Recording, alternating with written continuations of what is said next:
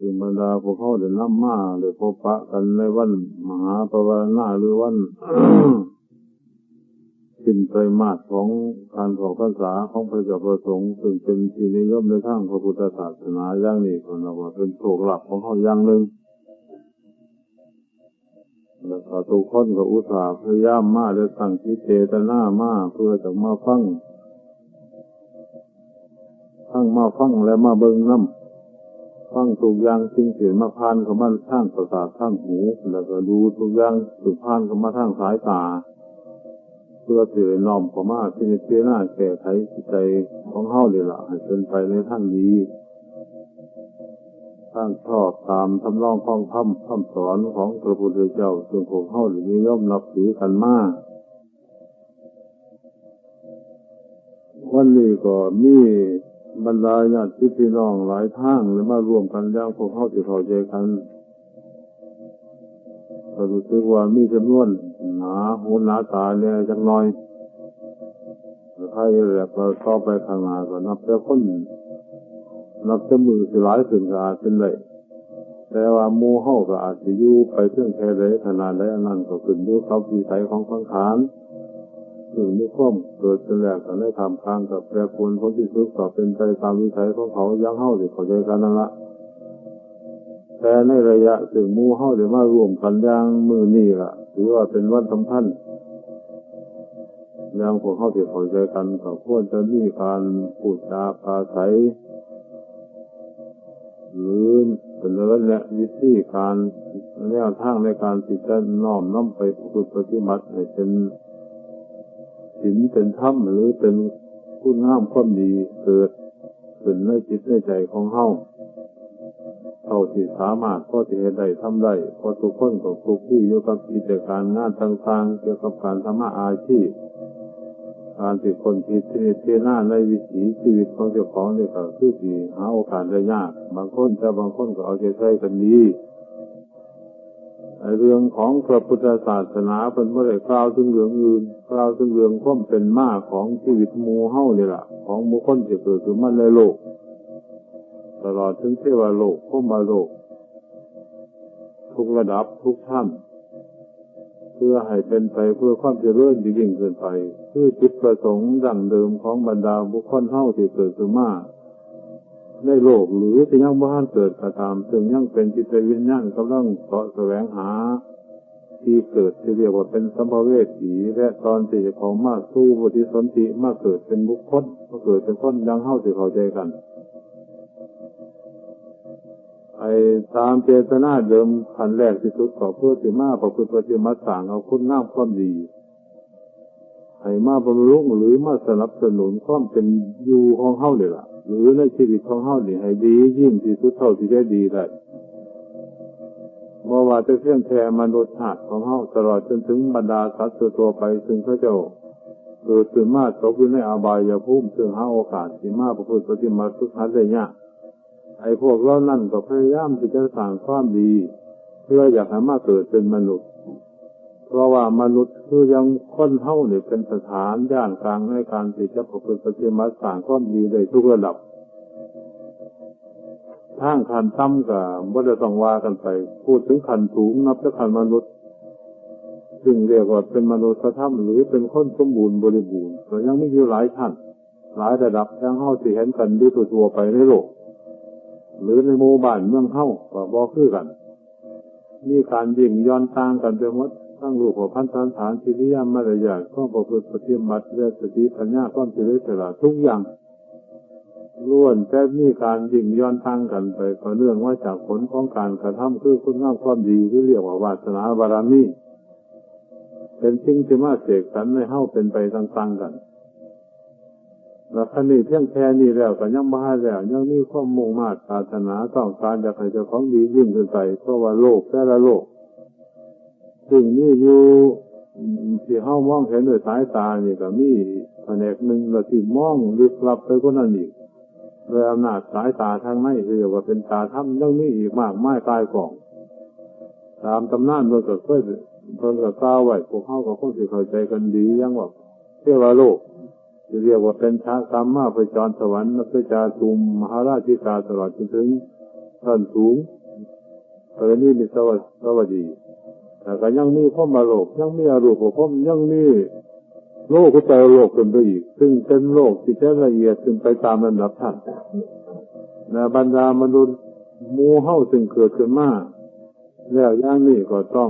มีความประสงค์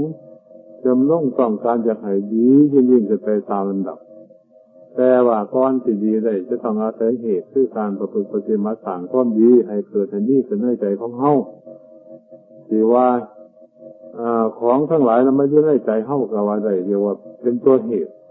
ต้องมีเหตุก่อนแล้วก็ผลเนี่ยจังคอยสะท้อนย้อนกลับไปจังคอยปรากฏเกิดขึ้นในการต่อไปเพราะว่าทุกสิ่งทุกอย่างไม่ว่าของนอกหรือของในจะต้องมีเหตุก่อนผลจังคอยปรากฏมาตามหลังอันนี้เฮาเชื่อรักเหตุผลเหตุตัวนี้ไว้ซะก่อนเหตุกับผลว่าเป็นของเกิดขึ้นอยู่คุ้มเดียวกันถ้าเหตุน้อยผลน้อยเหตุใหญ่ผลใหญ่ถ้าเป็นเหตุฝ่ายดีก็ตามฝ่ายบ่ดีก็ตามก็เป็นนั้นว่าเหตุอยู่กับใจของแต่ละบุคคลผลก็จะต้องเกิดขึ้นจากเหตุซึ่งเฮาได้กระทำไว้อันนี้หลักย่อๆง่ายๆให้เฮาจำหลักนี้ไว้การสร้างเหตุความดีซึ่งมีความประสงค์ต้องการจะดีเพียงใดขนาดใดแค่ใดอันนั้นขึ้นอยู่กับจริตนิสัยและความความเลื่อมใสของเฮาหรือความพอใจของเฮาซึ่งในฐานะที่เฮาเกิดขึ้นมาเป็นคนในชาติหนึ่งเหตุขนาดใดได้เมื่อได้มีการคัดของในการกระทำในส่วนที่เป็นศีลเป็นธรรมแล้วก็มีความโชคดีหลายอย่างประเทศไทยเฮานับถือพระพุทธศาสนาเป็นท่องใช้เป็นครูครับชาติครับพระมหากษัตริย์ยังมีอะไรท่องชาติทุกคนก็คงสิเข้าใจกันดีก็เรียกว่าเฮามีโอกาสเต็มทีถ้าหากตกพลาดไปในประเทศที่เขาเจ้ามีคอมมิวนิสต์หรือพวกนี้ยังมันก็สิบ่มีโอกาสได้ประพฤติปฏิบัติทุกทานได้เกี่ยวกับกิจการบ้านเมืองและมีข้อกฎกฎหมายอย่างหลายท่านประการซึ่งบ่มีสิทธิ์เต็มทีที่จะเฮ็ดได้ตามความมุ่งหวังของเฮาไอ้นี่ประเทศไทยของเฮานี่สบายหลายปล่อยให้เฮ็ดให้ทำตามมัธยาศัยตามความชอบความพอของแต่ละบุคคลก็เรียกว่าเฮามีโอกาสเต็มทีถ้าหากคัดของอยู่ในก็คัดของแต่ในเรื่องของเจ้าของหรือคัดเรื่องของสิ่งเกิดขึ้นจากจิตใจของเฮาถ้าหากผู้ใดพอสิสละเอาไว้ก็ต่างคนก็ต่างอุตส่าห์พยายามแก้ไขกันอยู่เท่านั้นล่ะจะได้อุตส่าห์มาอย่างวันสำคัญในทางพระพุทธศาสนาอย่างวันนี้ที่เรียกว่าวันวันมหาปวารณาทุกคนก็คงสิเข้าใจกันดีเพื่อปวารณาทักเตือนบอกข่าวกันไว้หรือบอกให้ทางดีทางบ่ดีแล้วถ้าหากเฮาต้องการอยากจะแก้ไขเมื่อเฮาได้รู้ได้เห็นได้ยินหรือเห็นว่าบ่ดีบ่ดีขาดตกบกพร่องในส่วนใดพอสิแก้ไขได้เฮาก็อุตส่าห์พยายามแก้พยายามลดละไปแน่หรือพยายามให้น้อยลงไปได้ก็นับว่าเป็นการดีเพราะว่าการประพฤติปฏิบัติสิ่งเหล่านี้พวกที่แก่จริตนิสัยของเจ้าของได้ไม่ใช่ต้องอาศัยการที่ดิบที่หน้าหลายครั้งหลายหนคอยเฮ็ดคอยทำไปสิเฮ็ดคงขังตึงตังไปก็ไปได้ยากเพราะว่าเฮาเฮ็ดกับจิตกับใจเฮาและกับจิตใจของคนอื่นกันตกอยู่ในทำนองเดียวกันถ้าหากเฮาสิเฮ็ดแห้งหลายก็เป็นไปยากอย่างบรรดาสัตว์ทั่วไปคือกันเขาก็มีจิตใจอันหนึ่งหรือเล็กๆน้อยๆอย่างมุกไผก็แล้วแต่หรอกเข้าสิเฮ็ดแห้งเกินไปก็เลยเป็นเหตุเสริมให้เป็นไปในทางบ่ดีต้องคอยเฮ็ดคอยทำคอยที่หน้าใครควรเพราะว่าไอ้พวกเรานี่ยังบ่ทันมีศีลธรรมเต็มที่ก็คอยปากคอยบอกไปจังซั่นก็น่าว่าดีอยู่คล้ายๆก็ว่าเป็นงูพิษถ้าเข้าสิเฮ็ดแต่บ่ดีบางทีอาจสิตัดสิจอดเท่ากันยังได้ต้องค่อยๆหากระเทศเรียมวิธีการสิเฮ็ดกับจิตใจของเฮาซึ่งมีสิ่งไฟตามแทรกสิ่งอยู่นี่ก็ทำนองเดียวกันต้องค่อยๆไปค่อยๆมาในตัวของเฮาแต่ละคนก็คงมีอยู่ซั่นล่ะบ่น้อยก็หลายต้องคอยเฮ็ดคอยทำคอยที่หน้าคอยฝืนไปได้ที่เล็กแต่น้อยนักเข้าก็หาคอยไปเองหรอกนี่พูดถึงการวิธีเพราะสังเกตสังการเบิ่งจริตนิสัยของแต่ละคนครั้งนี้เมื่อเฮาได้เตรียมพร้อมมาอย่างมื้อนี้แล้วก็อยากจะมีการเสนอแนะเพื่อสินำไปประพฤติปฏิบัติฝึกหาตัวของไปของมันจักหน่อยหนึ่งแล้วกันสิโลกไปหลายกับพันชื่อจังหลายอยู่แน่ แต่ว่าสิว่าพ่อสมควรพอดีพองามนี่แหละอยากยกข้อหลักของพระพุทธศาสนามาบอกให้ฟังย่อๆเพื่อพวกเข้าจะได้น้อมนำไปประพฤติปฏิบัติทุกทานเราคอยเฮ็ดคอยทำเอาอยู่ในบ้านได้ทองกับสิเพื่อจะพ่อได้เรายังอยู่ในโอวาทปาติโมกข์คนว่าเป็นโอวาทปาติโมกข์เป็นคำสอนของพระพุทธเจ้าขอทุกๆองค์มากอันนี้พวกเขากับคงสิเข้าใจกันดีแต่ว่าย่อเขาไม่อยู่ก็เรียกว่าศีลสมาธิปัญญาเนี่ยอันนี้ก็ยังบ่คักปานใดแต่ยังเว้าต่อไปอีกอยู่เพิ่นเว้าแยกไว้ในหันว่าให้ละบาปบำเพ็ญบุญแล้วก็ทำจิตใจให้บริสุทธิ์แล้วก็ขอในหลักศีลสมาธิปัญญาคือกันต้องเว้าง่ายๆคือว่าละบาปบำเพ็ญบุญเท่านี้ก็พอดอกแล้วก็ทำจิตใจให้บริสุทธิ์อันนี้หลักของพระพุทธเจ้าทุกๆองค์นี่ถึงคนมาประกาศหรือมาสัตย์เป็นพระพุทธเจ้าแต่ละองค์แม้นองค์ข้างหน้าที่ลงมาก็มาสัตย์ทำนองเดียวกันอันนี้เป็นเป้าหมายในชีวิตของเฮาที่จะต้องพยายามแก้ไขพยายามฝึกหัดรัดแต่งเฮ็ดให้พอที่เฮ็ดได้ขนาดใดแค่ใดในระยะที่เฮาเกิดขึ้นมาเป็นคนในชาติหนึ่งไปพยายามน้อมนำไปฝึกหัดรัดแต่งแก้ไขเอาคำว่าบาปก็หมายถึงความเดือดร้อนเกิดขึ้นในจิตใจของเฮาและเดือดร้อนคนอื่นอันนี้เป็นของที่เฮ็ดได้ยากจังหน่อยนี่เพราะว่าเฮาเกี่ยวกับกิจการงานต่างๆเกี่ยวกับอาชีพซึ่งเป็นของครูชีวิตจิตใจของเฮาคือแต่ละคนก็กำลังวิ่งเต้นกันอยู่ทั้งค่ำทั้งคืนถ้าหากบ่พิจารณาหรือบ่มีสติเตือนจิตใจเจ้าของเราอาจสิเผลอไปในทางกรรมก็ยังได้โดยเพ่งเล็กไปในทางใดเป็นเกณฑ์เรื่องแล้วนี่ก็สิ่งไหนที่พ่อจะเป็นบาปเป็นกรรมที่เข้ามาทำให้เจ้าของเดือดร้อนแล้วคนอื่นเดือดร้อนนี่ให้พยายามลดละไปแน่ได้เป็นการดีสิ่งนี้ก็เป็นตัวเหตุตัวหนึ่งที่กันอันนี้ที่จะนำสนับสนุนนำสนองเข้าในการต่อไปหรือในระยะปัจจุบันคนเรียกว่าบาปตามภาษาธรรมะคนแต่ความจริงว่าความเดือดร้อนหรือความพิษลบพิจัยของคนอื่นและตัวเจ้าของเองบางที่ถูกใจเจ้าของแต่ว่าเดือดร้อนคนอื่นก็มีนี่เขาเรียกว่าเป็นปาปะหรือว่าบาปหรือว่าความเดือดร้อนถ้าหากเดือดร้อนในระยะนี้แล้วคนอื่นได้รับความเดือดร้อนผลก็สะท้อนกลับมาถึงเฮาได้รับความเดือดร้อนผลก็สะท้อนมาถึงเฮาและสะท้อนไปถึงคนอื่นเขาก็เลยเป็นคู่กรรมคู่เวรกันถ้าหากเข้าพยายามสลัดที่ง่ายๆมอหญ้าปากคอกนี่แหละถ้าหากแก้ไขได้ยังว่าแล้วคอยถอนไปนั่นที่เป็นการดีเรียกว่าเป็นบาตรในการที่จะเดินไปสู่ความบริสุทธิ์ได้ขั้นหนึ่งเขาเรียกว่าเป็นตัวเหตุน้อยนิดเดียวนะแต่ว่าของหน่อยก็ไปมาทางในทางเข้าพยายามเหตุพยายามทำเรื่อยๆแต่ข่ายก็ว่าแผ่นดินมันก็บดทั้งเจ้าที่ก็ไปจากดินเม็ดหนึ่งน้อยนิดเดียวหรือน้ำก็ไปจากน้ำรถหนึ่งนิดเดียวถ้าหากว่ามีเครื่องรองรับบ่หัวแล้วมันก็เต็มไปเองก็มาพ่อไปจากหน่อยแล้วก็ใหญ่ขึ้นไปเองถ้าเข้าพยายามลดละสิ่งเล็กๆน้อยๆซึ่งเป็นของเดือดร้อนบุญร้ายหรือเพิ่นว่าเป็นมลทินก็แม่นมาเป็นความเดือดร้อนก็แม่นมาบาปก็แม่นเราเป็นของบริสุทธิ์ว่าไปหรอกถ้าหากเข้าพิจารณาเห็นแล้วก็พยายามถอนได้มันจะเป็นการดีร้าย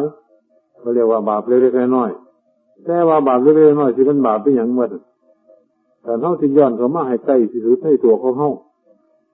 สิ่งใดที่บ่เป็นไปเพื่อความเจริญในชีวิตของเฮาอันนั้นเรียกว่าเป็นบาปเรียกว่าความเดือดร้อนถ้าหากเป็นอยู่คือโดยว่าได้ว่าเดือดร้อนก็เพราะมันที่ว่าเจริญขึ้นเพราะว่ามันสิเลี้ยวลงมันอยู่เพราะปานกลางเฉยอันนี้ก็ยังว่าบ่ได้น่าบ่เป็นความเดือดร้อนหรือว่าบ่เป็นบาปแต่ว่าหังบ่เจริญขึ้นก็เรียกว่ายังว่าบ่ดีบ่งามแต่สิ่งใดที่ทำให้ลดละลงไปทางซ้ำเพิ่นเรียกว่าเป็นบาปหรือเป็นมลทินอันหนึ่งที่จะมาโอบอาบจิตใจของเฮาคล้ายๆก็ว่าเสือเฮามันบริสุทธิ์ซักฟอกมาด้วยแป๊บด้วยสบู่แล้วสามารถมีมลทินมาติดนิดนึงก็เห็นขึ้นมาหรอกก็หมดเสือขาวมันติดดำก็คงยักหรอกมันติดหน่อยก็ต้องนี่หน่อยละเห็นหน่อยละ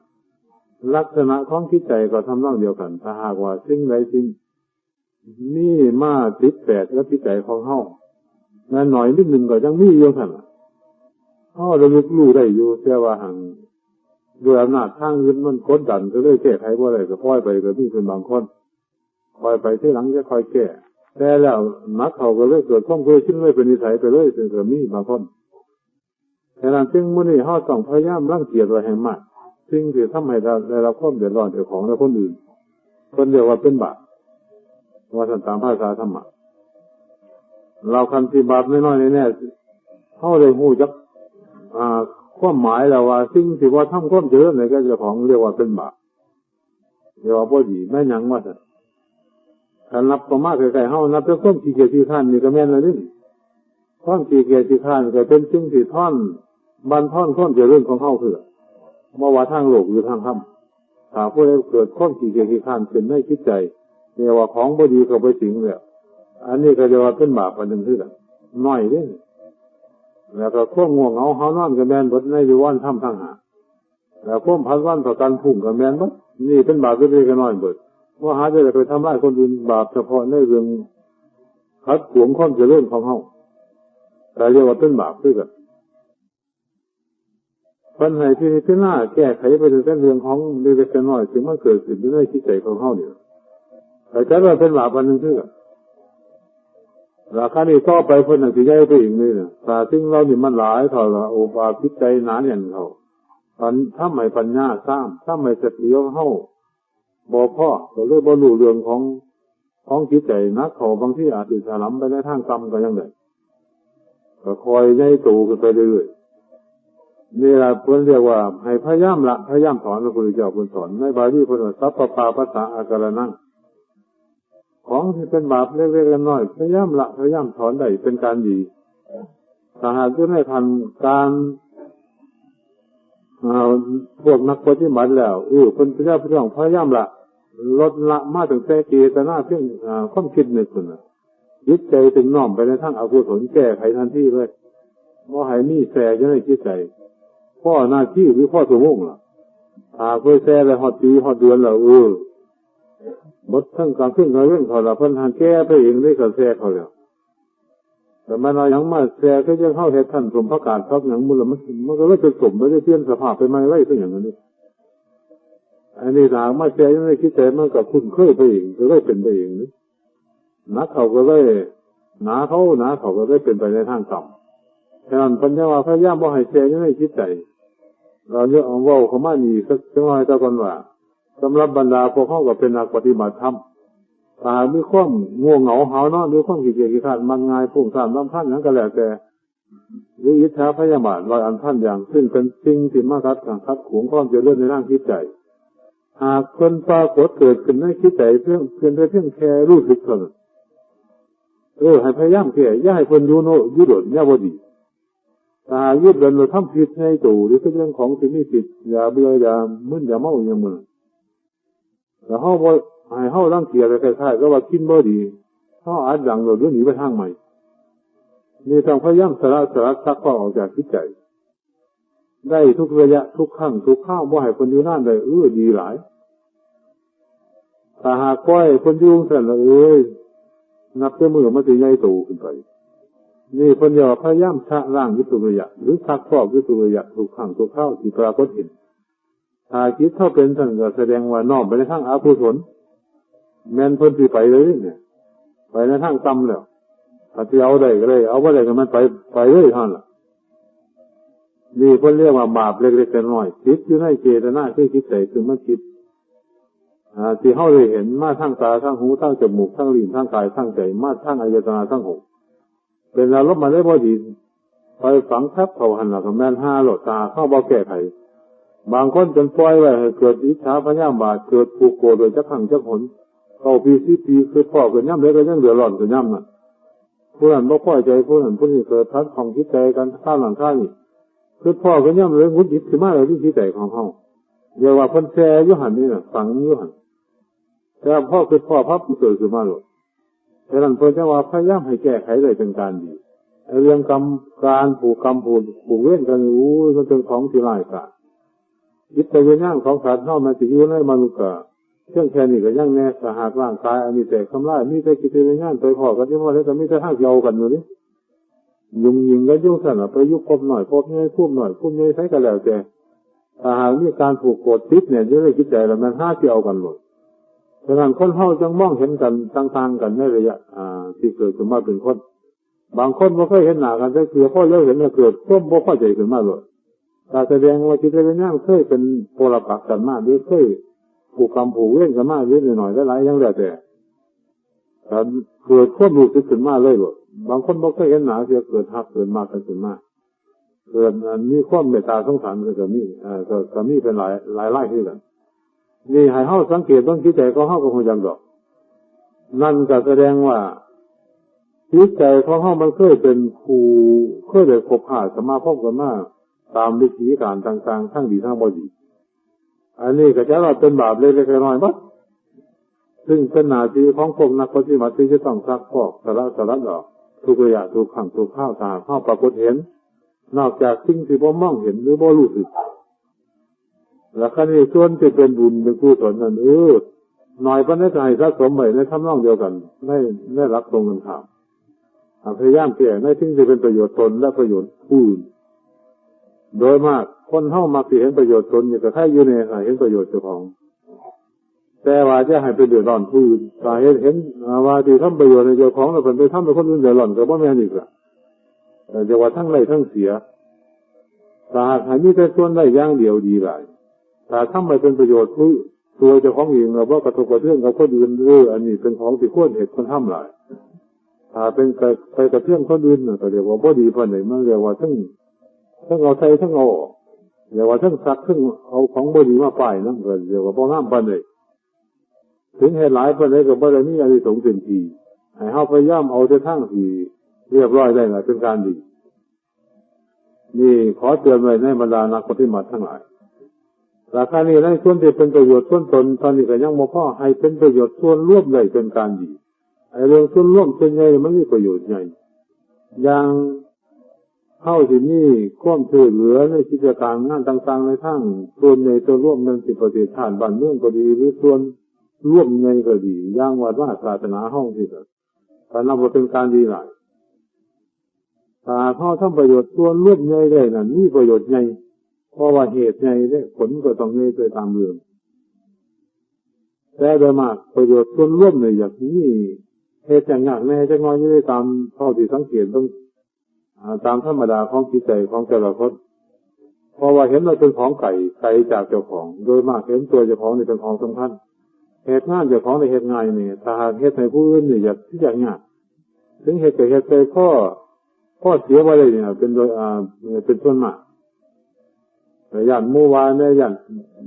ว่าเขาบดดีเนี่ยหรือยังว่าอันท่านยังไปละอย่างเขาว่าตัวบดดีเนี่ยอย่างเขาว่าตัวใจแคบที่ยังว่าจะสิว่าไปโดยพวกในมุ่งว่าจิตใจนี่ศรัทธาเต็มทีเพื่อจะให้เป็นประโยชน์แก่เจ้าของเองเห็นว่าเป็นประโยชน์แก่คนอื่นนะเห็นประโยชน์ส่วนร่วมมาเป็นประโยชน์เจ้าของได้นั่นสิดีหลายตอนโดยมากคนเฮาบ่มองเขามาแง่นี่ดิว่าเฮ็ดให้คนอื่นยังเฮ็ดถนนหนทางก็ดียังเฮ็ดให้เป็นประโยชน์แก่ประเทศชาติบ้านเมืองก็ดีเฮ็ดเป็นประโยชน์แก่วัดวาศาสนาโดยมากเห็นว่าเป็นส่วนให้เฮ็ดให้ผู้อื่นบ่เห็นว่าเฮ็ดให้ตัวเจ้าของเองถ้าเห็นเฮ็ดให้เฉพาะเจ้าของเองน่ะมันอยู่คู่เลยก็ได้เพราะว่าให้เฮาศึกษาว่าเมื่อเฮากระทำส่วนอื่นแล้วผลสิขึ้นมาเฮานี่ล่ะเพราะว่าตัวเจตนาเดิมที่คิดนึกสิกลับไปจากจิตใจของเฮาเมื่อต้นนี่ว่าไหนผลก็ต้องขึ้นมาหาต้นมันนี่ถ้าเทียบกับมาทางนอกเคยบอกให้ฟังหลายเทื่อย่างต้นใหม่ไอ้สิ่งต่างๆมันก็สิล้นลงใกล้ต้นมาบ่ไกลต้นปานไหนแม้นลมพัดไปก็พอสังเกตได้ว่าเป็นไม้เป็นใบไม้ต้นไหนเป็นงาไม้ของต้นนั่นเองบ่ได้ห่างไกลต้นปานใดดอก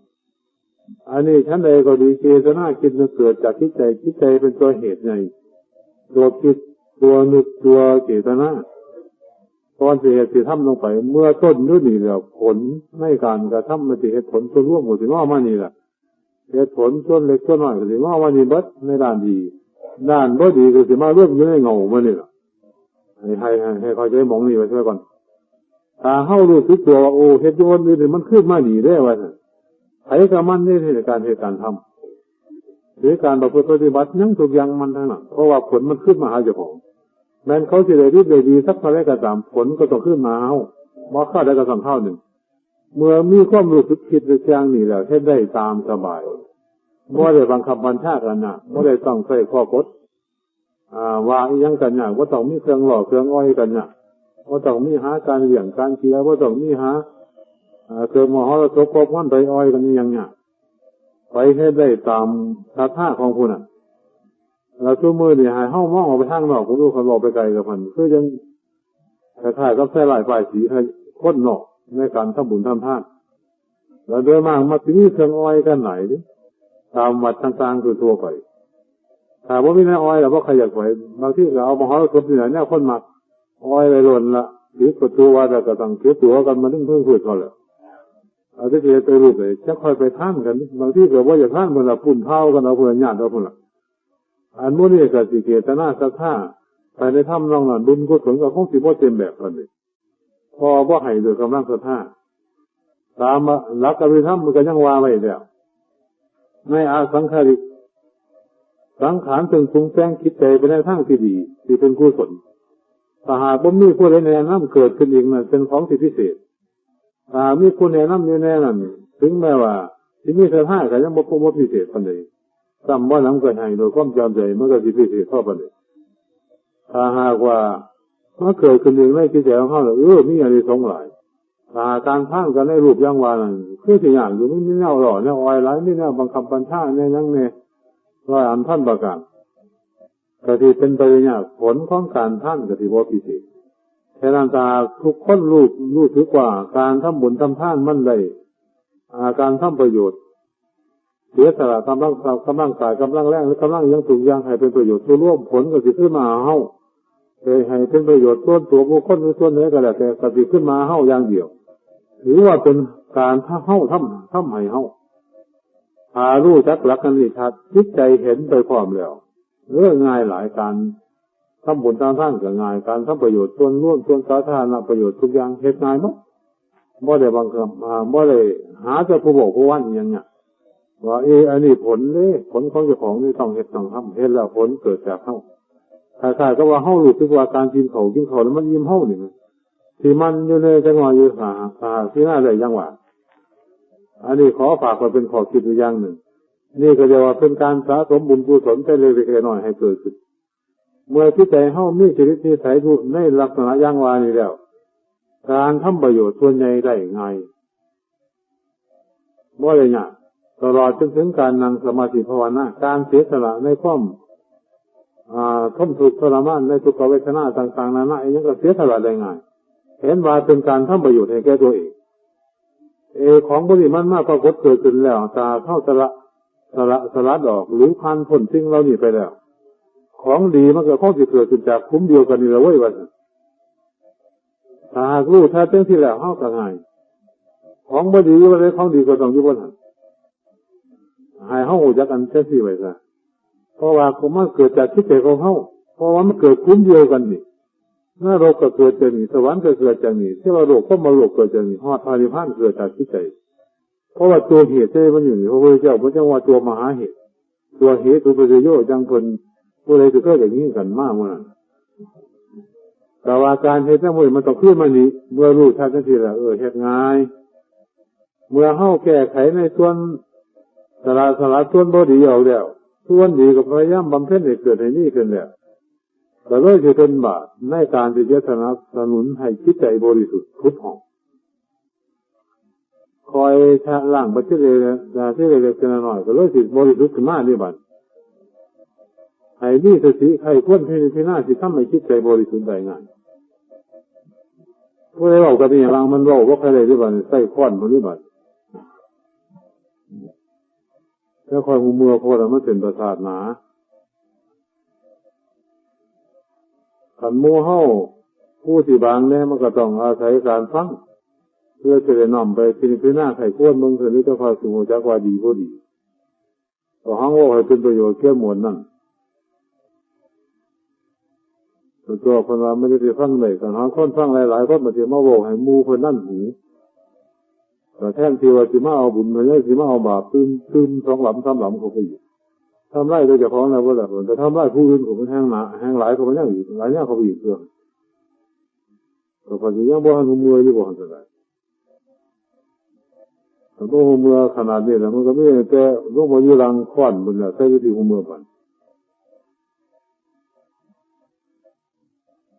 เดี๋ยวท่านโดยที่มันเอาเหตุไปตามเหตุเนาะเหตุน้อยก็เหตุตามน้อยเหตุหลายเหตุตามหลายนั่นสิจิตใจเฮาสิบริสุทธิ์ไปได้จังได๋ท่านหูว่าเราฟัง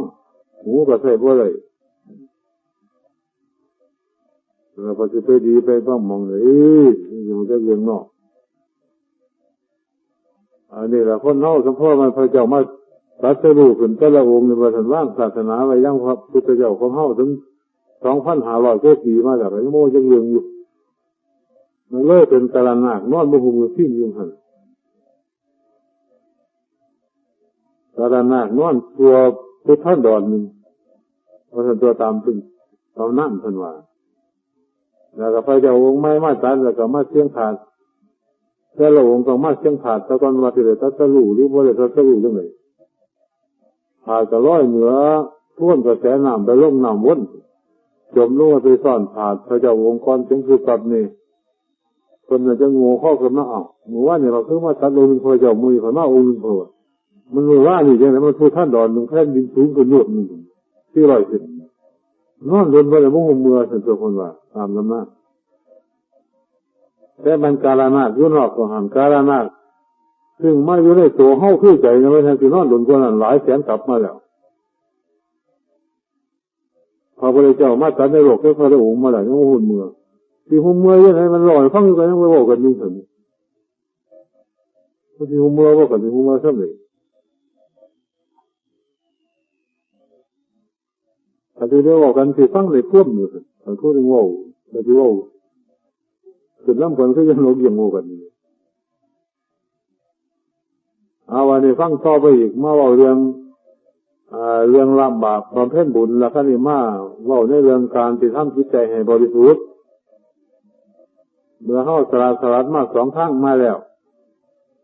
บัดนี้ยังอยู่ขั้นที่ทำจิตใจให้บริสุทธิ์ผุดผ่องตามแบบในทางพระพุทธศาสนาพระพุทธเจ้าเพิ่นเคยได้กระทำมาแล้วแล้วหมู่เฮาก็จะต้องเดินร้อยตามเพิ่นเท่าที่สามารถพอสิเฮ็ดได้ไอ้เรื่องจิตใจบริสุทธิ์นี่มันเราควบคุมเต็มแผ่นดินนี่แล้วแต่ว่าแต่ละคนก็ว่ามันเฮาบริสุทธิ์มันมีหลายชั้นหลายหลืบเลยดิขั้นธรรมดานี่ก็ว่าบริสุทธิ์คือกันหั่นล่ะบ่ได้ไปถาไปเจียงบ่ได้ไปสกปรกที่อื่นลาพ้นสลมให้ผู้ใดรับเพิ่นร้อนไล่ก็บุญไล่ก็มาบริสุทธิ์แน่นักเขาก็บ่ได้ไปด่าไปทำให้ใครเจ้านักวงนักใจกันเอาบริสุทธิ์ขึ้นมาแน่แต่แล้วในส่วนภายในซึ่งเป็นของแทรกสิงอยู่ในตัวเฮาก็ยังมีอยู่อีกเกี่ยวกับยังที่ว่าไม่ฟังให้ความขี้ขันมาไงงงเฮานอนนี่คมบ่อยากคิดยังว่านั่นล่ะเรียกว่ายังมีอยู่บางที่อาจสิผิดมาหลายภพหลายชาติอันนี้เพิ่นจัดตามภาษาธรรมะเพิ่นเรียกว่ากิเลสาสวะหรือว่ากิเลสหรือว่ายังเอาแต่สิว่ากันไปหรอกเรียกว่าอำนาจฝ่ายธรรมหั่นล่ะเดี๋ยวมาทำให้จิตใจหมดสมรรถภาพหมดกำลังหมดความสว่างไสวแต่สิที่หน้าใครคนอะไรก็บ่ใครได้ก็ได้แต่แนวมองง่ายๆยังเข้าสิเห็นกันด้วยสายตาเนื้อที่นี่ก็ไปเล่นที่หน้าก็ไปเล่นสายตาข้างในเรียกว่าตาธรรมอันนี้ก็อยากที่พูดอยู่เนี่ยก็เรียกว่ายังบ่ทันบริสุทธิ์เป็นแต่เพียงแค่เบาบางมาในส่วนเอกเทศได้เป็นบางสิ่งบางอย่างบ่ทันเต็มที่ยังบ่ทันสิ้นเชิงก็เป็นหน้าที่ที่ให้จะต้องแก้ไขต่อไปไม่ระยะที่เกิดขึ้นมาบำเพ็ญคุณงามความดีในชาติหนึ่งเกิดขึ้นมาเป็นมนุษย์ที่แก้ได้ขนาดไหนซักฟอกขนาดไหนก็ต้องเอากันอยู่ขนาดอย่างวิสัยของเขาว่าคนก็ต้องแสนกับคนนี้จะมาคอยแก้ไขจิตใจเจ้าของผู้ที่บริสุทธิ์ได้วิสัยของอาสาว่าคนก็ว่า5 แสนกับพระเจ้าจะละสงไข่เรามู่เฮาหรือจะเลยมาจะกลับสักแสนเราก็บ่จักแล้วก็คอยแก้ไปเรื่อยๆแล้วพวกนั้นก็จะมีเป้าหมายอยู่อันเดียวกันคือมุ่งไปสู่ความบริสุทธิ์คือโลกุตตรโลกที่เรียกว่าพระนิพพานหายจากความทุกข์ความร้อนเป็นเอกันตบรมสุขทุกเหนือทุกสิ่งในบรรดาโลกทั่วไปแต่ว่าในระยะที่กำลังหมุนอยู่ในทางกรรมหรือเรียกว่าในระยะที่กำลังสั่งบารมีก็ต้องนี่ดีแน่บ่ดีแน่ยังไปตามเรื่องแต่แล้วก็เป็นหน้าที่ที่เฮาจะต้องคอยแก้คอยไขคอยปรับปรุงซักฟอกอยู่ตลอดเวลาซึ่งนี่พระพุทธศาสนาเป็นหลักการ นี่แหละเป็นหน้าที่ที่บรรดาพวกเขาผู้ที่มีเจตนาศรัทธาดีเป็นนักปฏิบัติศีลธรรมนักพุทธาดัดแปลงแก้ไขเจ้าของควรที่จะน้อมมาทำมาของพระพุทธเจ้าพอมากคัดมากโตมากคอยแก้ไขอยู่แก่หน่อยไปตามเรื่องแต่แรกก็ต้องรู้จักต้นเหตุหรือเดิมที่ซะก่อนว่าเฮามันคัดของยึดแก่ใดมุมใดแง่ใดหรือมีความสมองอยู่ขนาดใดต้องที่หน้าเอาจิตใจเฮานี่ล่ะเป็นหลักต้องเบิ่งต้นเหตุเดิมที่ซะก่อนว่าสิควรแก้ขนาดใดแค่ใดเดี๋ยวทำมาบ่ได้มาฝึกหัดดัดแปลงมาสักมาพออันนี้ก็เป็นหน้าที่ของแต่ละคนจะต้องพิจารณาไขข้อเรื่องของของมันแล้วเขาจะคอยเจอทำมาคอยมาแก้ไขไปที่ละหน่อยตามเรื่องเมื่อเขาละบาปคอยบำเพ็ญบุญกุศลมาแล้วบาปนี้ที่เขาไปแก้ถึงตัวเดิมมันเนี่ยตัวมหาเหตุมันนี่บัดตัวภายในคิดตละตัวใหญ่มาแล้วแต่ตามพิธีการในทางของพุทธศาสนาเขาก็คงถือจักกันดีอยู่แล้วว่าเริ่มแรกที่ถึงก็ให้มีสติความระลึกรู้เป็นครูกับจิตใจราคาตัวนี้ก็ไปยากด้วยกันอันนี้พอเชื่อมาทั้งหลากหลายอย่างก็จังเหื่อมันมีหางเสือถ้าปล่อยไปถ้าว่าไม่แนวคัดในกลมก็ไปหันลี่หันขงไปตามเรื่องล่ะเราของทุกสิ่งทุกอย่างก็ต้องมีเครื่องที่ทำให้เดินไปกลมเดี๋ยวมีเครื่องบังคับไอ้เรื่องที่ใจเข้ากับทำนองเดียวกันจะต้องมีสติเป็นครูกับจิตใจถ้าขาดต้นนี้ก็อาจจะหันไปทุกทิศทุกทางอะไรอย่างไรเรียกว่าแต่ลบหรือว่าพัดไปทางไหนก็ไปทางนั้นดีเพราะรู้สิก็ไปละไปโดยตามเรื่องถ้าขาดความระลึกรู้นี่ตามภาษาธรรมะว่าสติแต่เป็นของที่เกิดจากจิตใจหั่นน่ะอยู่ในจิตใจเป็นธรรมชาติรู้แผนกเดียวกันแต่มีความรู้พิเศษขึ้นมาหน่อยนึงคือว่าปัญญาก็ยังบ่ทันได้เดี๋ยวมีความรู้ที่ตัวคนจัดไว้เป็นสองระยะมีความระลึกรู้อย่างหนึ่งรู้หรือตัวนี่อย่างหนึ่งเรียกว่าสติสัมปชัญญะท่านจะแต่ก็เป็นของที่เกิดจากจิตใจแต่ธรรมชาติของสติมันเป็นอีกอย่างหนึ่งธรรมชาติของจิตใจเป็นอีกอย่างหนึ่งสัมปชัญญะก็เป็นอีกอย่างหนึ่งคือเป็นเกิดขึ้นพ้นระยะนี่สติแหละสัมปชัญญะนี่เกิดขึ้นมาหรอกไม่ต้องบอกเนี่ยเพราะเป็นของต่อเนื่องกันมีการกินข้วมยืนท้องนี่มาหลดคือจะเท่ากินเขาอยู่มันเป็นทั้งนั้นนั่นไอ้นี่แหละเป็นของธรรมชาติที่จะต้องมีฝังอยู่ในจิตใจแต่ถ้าเข้าบ่ประพฤติปฏิบัติหรือบ่ทำให้เกิดให้นี่ขึ้นบ่ให้เจริญขึ้นก็ขึ้นบ่ได้ดิต้องมีเหตุซะก่อนถ้าบ่มีเหตุก็เกิดขึ้นบ่ได้แต่ก็จริงนี่อยู่พวกนั้นเป็นของธรรมชาตินี่ประจำถ้าผู้ได้ขาดสติแล้วก็ต้องไปทางไม่ล่ะสติร้อยตามภาษาเฮาว่าคนเป็นบ้าคนเสียใจยิ่งย่อได้สิว่ากันไปดอกนั่นได้แน่เป็นบางครั้งบางคราวตามีประจำอยู่ในอย่างหมู่เฮานี่เรียกว่ามีสติอยู่แล้วแต่ยังบ่เต็มที่เท่านั้นยังบ่ทันจะเริ่มพอก็เป็นหน้าที่ที่จะต้องฝึกตัวนี้ให้แก่กล้าการฝึกตัวนี้ก็บ่ได้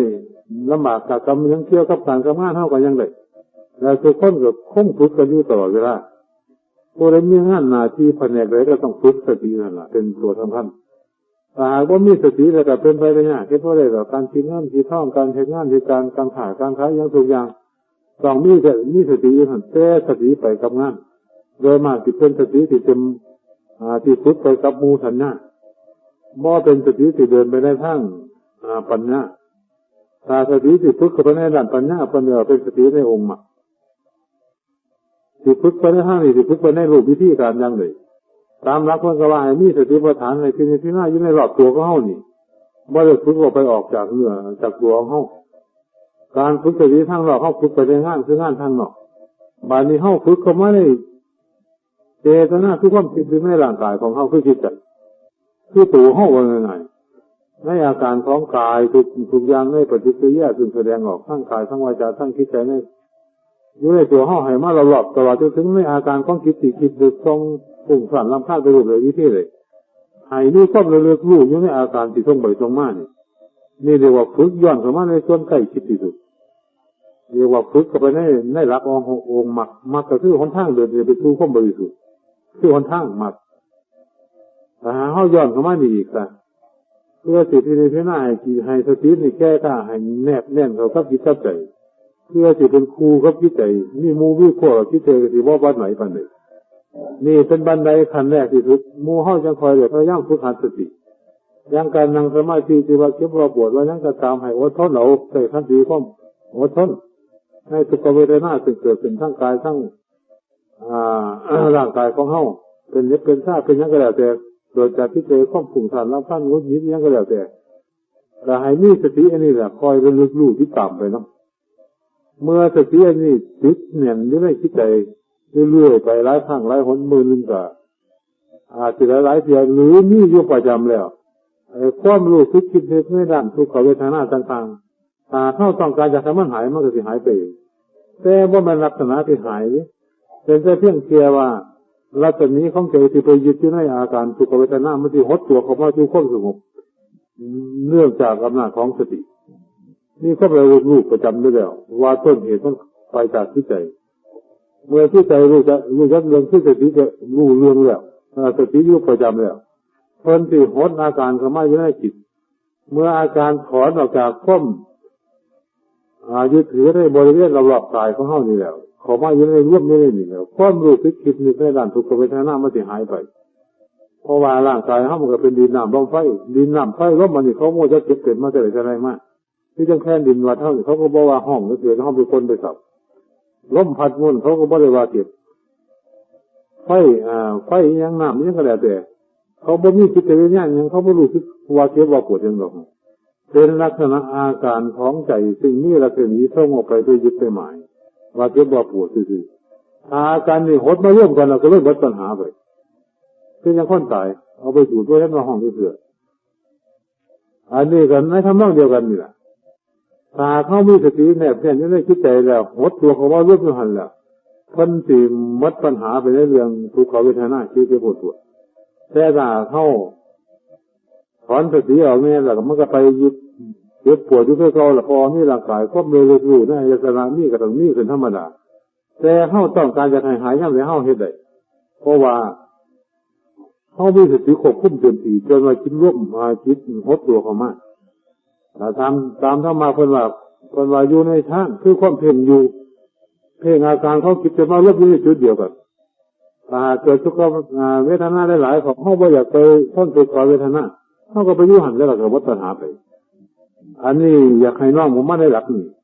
แต่ว่าหลักนี่คนใส่กันหลายได้ยังบรรดาโลกเขาก็ยังใส่กันอยู่นักสะโพกจิตเขาก็ยังพ่อเห็นได้พวกฝรั่งที่เขาจะพยายามพุทธากันอยู่พวกฤาษีเขาจะเก่งไอ้พวกเราแต่ว่าขาดอย่างเดียวแต่ว่าพวกใครได้เดินปัญญาถ้าหากสติกล้าเกินไปปัญญาที่อ่อนเข้าบ่ถอนบ่ได้ถอยออกมาจะหน่อยท่านใส่ข้นขึ้นที่ในด้านปัญญานี่ราคาเข้าฝึกขันได้ขันนี่ก็จะเป็นการที่จะฟอกที่ใจให้บริสุทธิ์เลยถ้าขาดสติแล้วว่าไม่ทางฟอกหรอกไม่ทางสะอาดหรอกฟอกที่ใจเลยไม่ว่าไม่ทางให้พยายามเอาตัวนี้เอาไว้ซะก่อนให้หูจักปฏิกิริยาทุกอย่างซึ่งแสดงออกในกายของเฮาในจิตใจของเฮานี่เลยเพื่อจะว่าให้ตั้งสติแล้วการเหตุการณ์ทำอย่างทุกอย่างก็ให้รู้อยู่ในทางภายในซะก่อนอย่างการทำขอวัดก็ว่าอย่างพออย่างพอสมหรือการทำอาชีพทุกอย่างอย่างบรรดาพวกฆราวาสญาติโยมก็ให้มีสติอันนี้สำรวมระมัดระวังใครพูดในจิตใจของเฮาซะก่อนแล้วก็การเหตุการณ์ทำก็ต้องเบิ่งไปทั้งสองห่างสองฝ่ายแต่เป็นการฝึกสติในบททุกเรื่องเราเรื่อมากเข้าขาดบำรุงสตินี่ให้แก้กล้าตัวสำคัญถ้าเพิ่นนี่แก้กล้าไปแล้วมันก็ค่อยไปเองหรอกล่ะสิทำจิตใจให้เป็นไปในทางดีได้ง่ายถ้าเพิ่นนี่แล้วความบริสุทธิ์ทุกของและบริวารที่จะเกิดขึ้นจากความสงบนี่มันมีหลายอย่างน่านับประการในด้านฝ่ายดีเดินไปสู่ความบริสุทธิ์ได้ง่ายนี่เราเลยแนะนำหลักย่อๆไว้ในการละบาปบำเพ็ญบุญและทำจิตใจให้บริสุทธิ์เอาเพียงแค่นี้เท่านั้นที่เราชอบอะไรก็ยังเงาอยู่แต่ละเมื่อที่ไปอย่างนี้ละคนจะเกิดมันง่ายไปเองหรอกพระเจ้าเขาจังเม็ดบทที่บทเสือที่ว่าไปปูแล้วทางคอยให้เห็นเราชอบไปหันว่าแค่ไปผูกที่มัดทุกขัดให้เกิดในนี่คือจะเข้าออกที่บทเสือไปปูไว้เมื่อที่คอยแค่จะเข้าเห็นดอกต้นล้ำใบดอกตลอดถึงว่าแค่ไม่วันเกิดขึ้นมาหันละให้เขาใจวางเถอะเนี่ยน้ำหลักในการที่จะน้ำไปที่นี่คือหน้าไข่ข้นในบรรดาพวกเขาจะมาร่วมกันในวันมหาปวารณามือนี่ปีนี้ปี2514ด้วยปีเนี่ยปีกายก็เลยเนี่ยน้ำไปด้วยกัน แต่ว่าปีไหนก็มีแต่การแนะนำแต่เลยบ่ได้มาประเมินผลจะเกี่ยวกับผู้ใดได้ขนาดไหนแค่เลยบางที่บางคนก็เลยโอ้จักวันจังเลยทำไมบ่ได้ในเหตุผลนั้นน่ะก็ห่างใครอยู่หรอกแต่แล้วอยากให้ประเมินผลกันในปีต่อไปว่าการประพฤติปฏิบัติของเฮาแต่ละปีหรือในไตรมาส3 เดือนหรือในระยะปีรอบ12 เดือนนี่ได้หน่อยได้หลายขนาดไหนเพียงได้แค่ใดเฮาอยู่ระดับเก่าหรือว่าต่ำกว่าเก่าหรือว่าหักขึ้นพวกเก่าเพียงได้แค่ใดตั้งประเมินผลด้วยคล้ายๆกับว่าทั้งโลกเขาประเมินกันแล้วเฮามีการประพฤติปฏิบัติก็ต้องใครควรในเรื่องของเฮานั่นล่ะประเมินในตัวของไปของมันไว้ที่นี่ที่หน้าใครควรไว้ถ้าหากผู้จักว่าอยู่ข้อบันเก่าก็หาหนทางที่จะพยายามที่จะอยู่ฐานะให้สูงขึ้นให้ดีกว่าเก่าถ้าต่ำกว่าเก่าก็หาหนทางที่จะต้องพยายามปรับปรุงให้อยู่เสมอเก่าหรือให้ดีกว่าเก่าไปเรื่อยๆจังซั่นมันจะเป็นผู้มีสตินี่ก็เป็นการฝึกสติด้วยบ่ซื่อกันนี้อันนี้อย่างพระฝรั่งมาอยู่นำเพิ่นกันมหาบัวให้เจ้าเลยที่ในที่หน้าใส่เครื่องเรื่องของมึงตลอดไปนี้มาเข้ามามีสมุดบันทึกไว้เลยทุก30 นาทีในระยะว่าราคิดคิดไปในรูปเลยวิธีเลยในระยะ30 นาทีเฮาเฮ็ดจังได๋ที่ไปทั้งกุศลได้คืออกุศลได้คือทั้งดีทั้งบ่ดีได้คือมีหน่อยหรือหลายขนาดใดบันทึกไว้ในส่วนระยะ30 นาที